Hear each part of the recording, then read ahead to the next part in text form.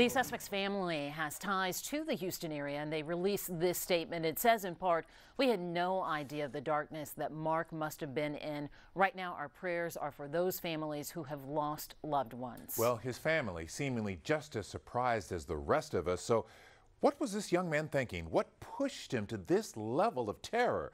Our Jessica Borg talked to a retired FBI agent today about a possible motive and how investigators tracked Mark Conditt down. Jessica? Well, investigators say it all came together really within the last 24 hours. They had cell phone tracking data that put the suspect at the scene of the explosions and security footage from a store showing him shipping a package. The one thing that remains a mystery at this moment, why he did this. A smiling photo of a suspected serial bomber. 23-year-old Mark Conditt killed himself with an explosive device similar to the ones police say he used to terrorize Austin over the past few weeks. It's just really hard to say what was going on in his mind. Authorities say the bombs were all made from household ingredients, so they started hitting stores, scanning receipts, and looking for clues. Retired FBI Special Agent Dennis Franks says Conditt's skill level appeared to have been perhaps beyond internet training.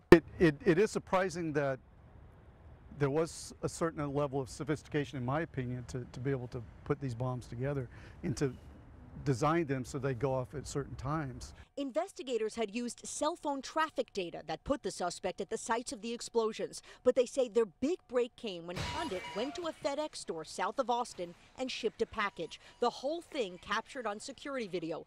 Conditt was unemployed, living with roommates who had been homeschooled by his mother. To some extent, he fit a certain profile. Which is generally 20s, 30s, single, kind of a loner.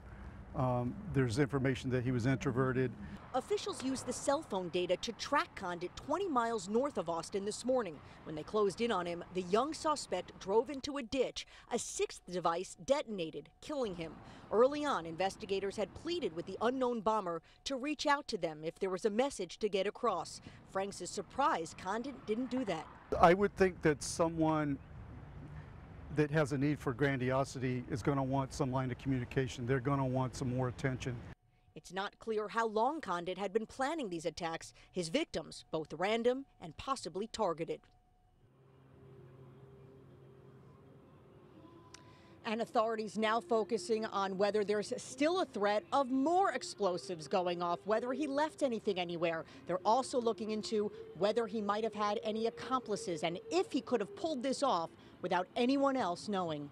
We are live downtown tonight. Jessica Borg, KHOU 11 News. Jess, thank you so much.